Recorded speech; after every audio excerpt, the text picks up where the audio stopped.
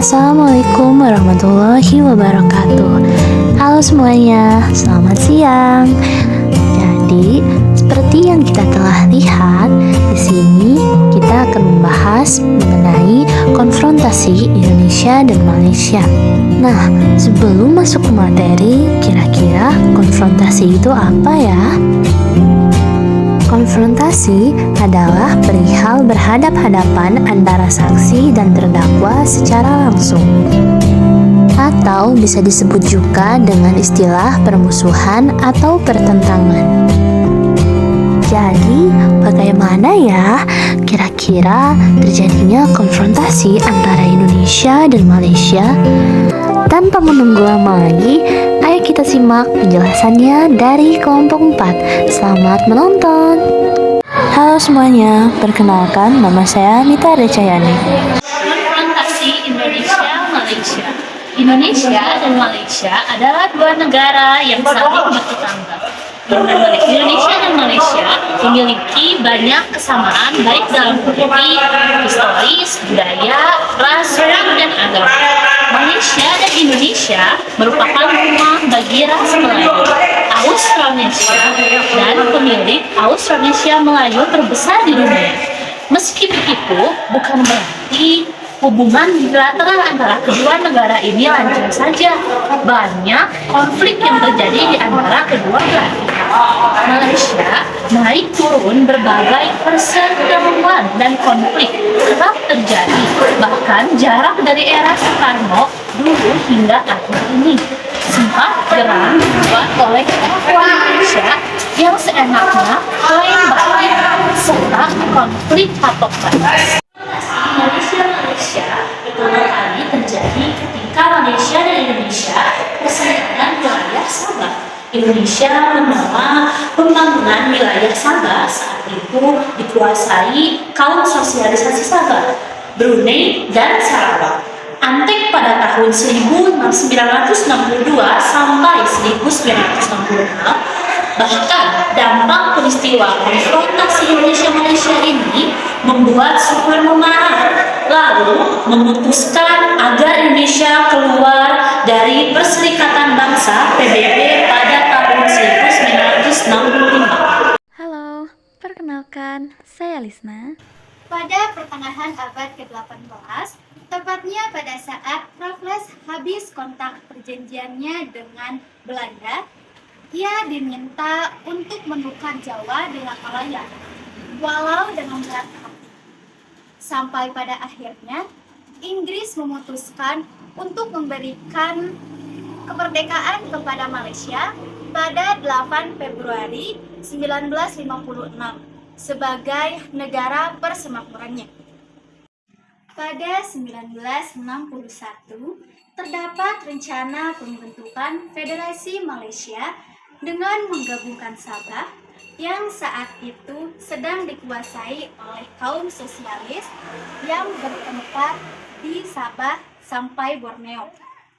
Rencana tersebut tentu sangat ditentang oleh Presiden Soekarno. Pertama, baginya Inggris adalah simbol imperialis, sedangkan Soekarno sangat anti dengan imperialisme. Halo semuanya, perkenalkan nama saya Naisa Indriani. Ia berpendapat bahwa Malaysia hanya sebagai boneka Inggris sebagai kacung imperialis. Kedua, Inggris dengan boneka Malaysia dapat mengancam Borneo. Ketiga, Sabah dan Sarawak saat itu sebagai negara Borneo selain Indonesia. Filipina juga menolak berdirinya negara federasi Malaysia dengan alasan kelainannya sebagai bagian dari Kesultanan Sulu sebagai histori mereka. Indonesia dengan ciri khas diplomasinya berusaha untuk menyelesaikan masalahnya dengan Malaysia. Pada 31 Mei 1963, Soekarno bertemu dengan Perdana Menteri di Tokyo, Jepang, yaitu dengan Tunku Abdul Rahman. Berlanjut dengan konferensi tingkat menteri luar negeri di Manila, Filipina pada 7 sampai 11 Juli 1963. Walau hasil pertemuan tersebut mengecewakan, Bagi Indonesia, yakin Filipina dan Indonesia harus menerima pembentukan negara federasi negara. Halo semuanya, perkenalkan nama saya Yuda Abdul Hamid. Setelah Indonesia dan Filipina menuju pembentukan negara federasi Indonesia, kedua belah juga menandatangani pembentukan negara tersebut dengan Inggris yang ditandatangani oleh London pada tanggal 9 Juli 1963. Pada tanggal 17 September 1963 muncul aksi unjuk rasa juga dilakukan oleh demonstran anti-Indonesia di Kuala Lumpur. Kemarahan demonstran Malaysia ini juga menyulut emosi Soekarno. Ia ingin melancarkan gerakan yang dikenal dengan nama Gajah Malaysia sebagai semangat anti-imperialisme Inggris.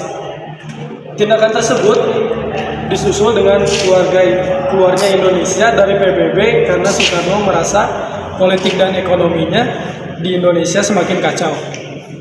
Puncaknya ketika terjadi gerakan 30 September yang dilakukan oleh komunis meletus. Peristiwa G30 SPKI membuat Soekarno dilengsarkan dan digantikan oleh Soeharto. Pada masa Soeharto inilah permasalahan konfrontasi Indonesia-Malaysia pun resmi berakhir sementara setelah diadakannya persetujuan Bangkok yang ditandatangani oleh Menteri Luar Negeri Indonesia Adam Malik, Wakil Perdana Menteri Malaysia Tun Abdul Razak, dan Menteri Luar Negeri Thailand Tanat Koman. Isi persetujuan ini adalah kedua negara bersepakat untuk segera memulihkan hubungan diplomatik dan menghentikan konflik. Pada 28 September 1966, Indonesia kembali menjadi anggota PBB yang diikuti dengan reintegrasi hubungan Indonesia-Malaysia. Konfrontasi Indonesia-Malaysia merupakan salah satu peristiwa yang penting dalam sejarah Indonesia dan Malaysia. Peristiwa ini menunjukkan sikap anti-kolonialisme dan nasionalisme Soekarno yang berani menghadapi kekuatan berat, namun peristiwa ini juga menimbulkan banyak kerugian bagi kedua belah pihak negara, baik dalam segi ekonomi maupun politik. Nah, itu tadi merupakan sedikit penjelasan yang telah kita sampaikan mengenai konfrontasi antara Indonesia dan Malaysia terjadi. Untuk kurang lebihnya, mohon dimaafkan ya. Terima kasih sudah menonton. I'll see you guys in the next videos. Assalamualaikum warahmatullahi wabarakatuh.